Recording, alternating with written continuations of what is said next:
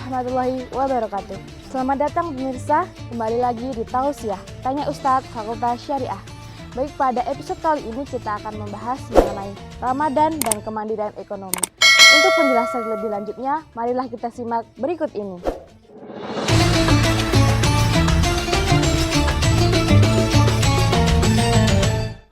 Bismillahirrahmanirrahim. Assalamualaikum warahmatullahi wabarakatuh.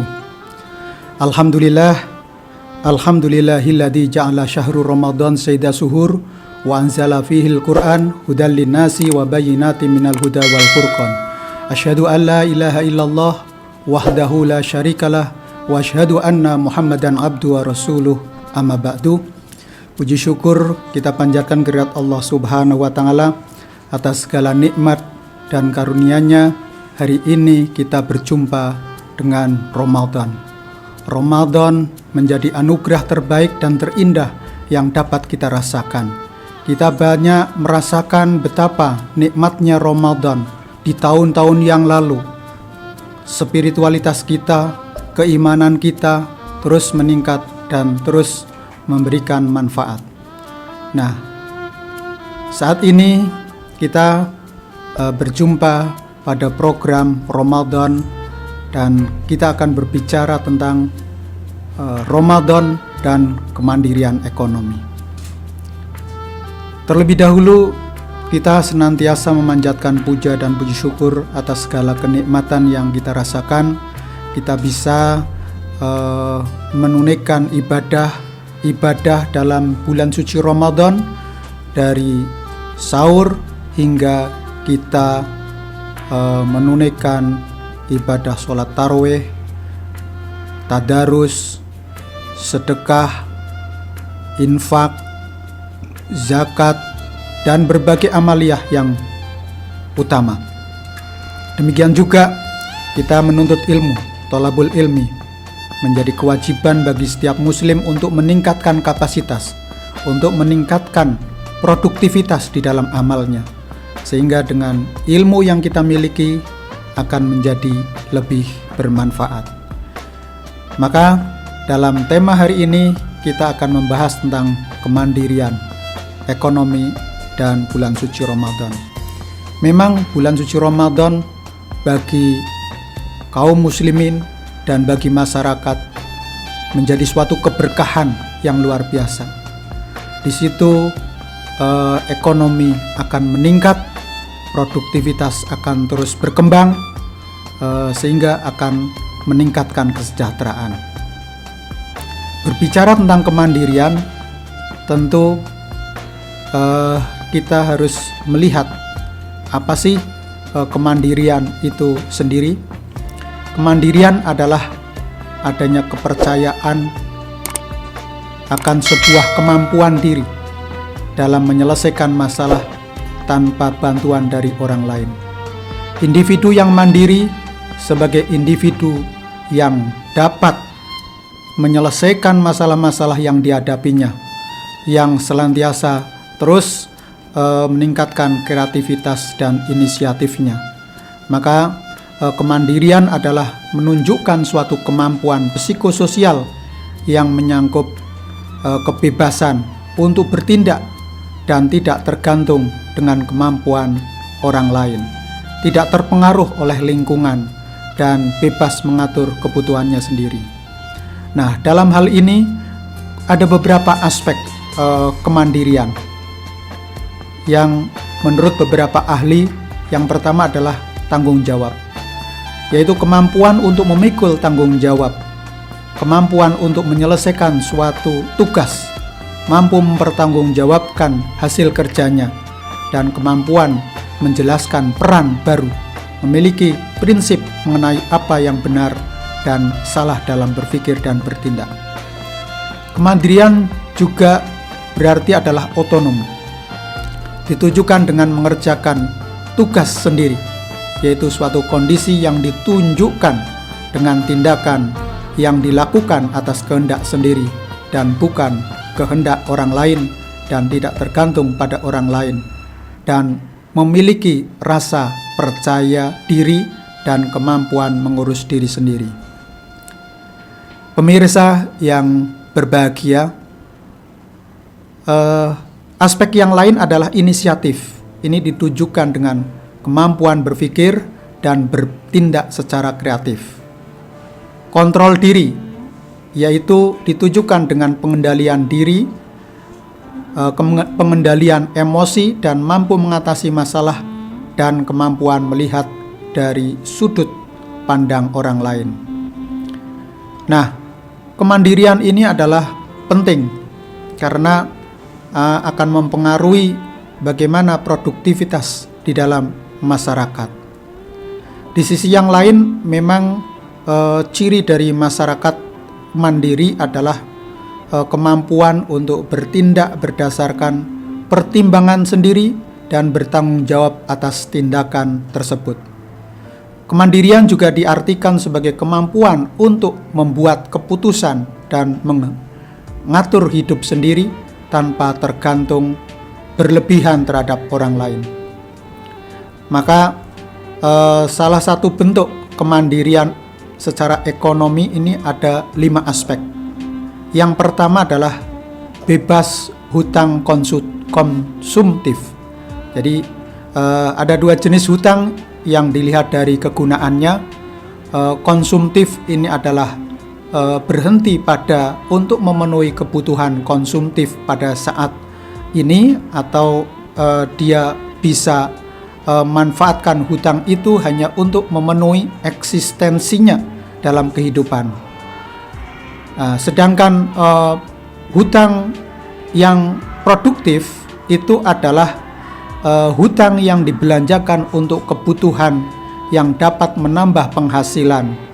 Misalnya adalah untuk meningkatkan usaha, untuk membeli aset, dan untuk pendidikan atau untuk meningkatkan kapasitas, di mana dengan kapasitas ini akan memberikan nilai produktif yang lain. Nah, aspek yang lain adalah memiliki keyakinan dalam bisnis. Seseorang yang memiliki keyakinan berarti tidak mudah terpancing untuk berbelok dalam bisnisnya, baik ketika bisnis merosot atau ketika sedang sepi. Keyakinannya terus ditingkatkan dan skillnya terus ditingkatkan untuk meningkatkan daya produktivitas yang lebih tinggi. Nah, kemudian memiliki investasi.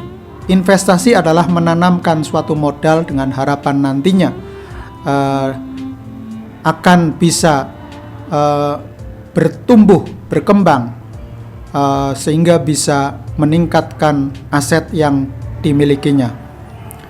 Kemudian kemandirian itu juga mampu mengelola arus modal yang dimiliki atau cash flow, sehingga tidak terjadi suatu defisit dalam pengelolaan keuangan atau finansial. Kemudian siap mental terhadap gangguan finansial. Inilah kesiapan fisik seseorang dalam membangun usahanya, memiliki modal pengalaman, tabungan, dan asuransi yang penting untuk bisa meningkatkan produktivitasnya agar bisa terus berkembang. Nah, beberapa ciri dari kemandirian antara lain adalah mampu mengambil inisiatif, mampu mengatasi masalah, penuh ketekunan, dan memperoleh kepuasan dari usaha yang dilakukan. Pemirsa yang berbahagia, kemudian kalau kita melihat dari sisi faktor-faktor yang bisa mempengaruhi kemandirian, ini adalah antara lain kemandirian seseorang itu faktor internal, yaitu faktor yang dimana sesuatu yang muncul dari dalam diri seorang, seperti adalah motivasi yang sangat kuat.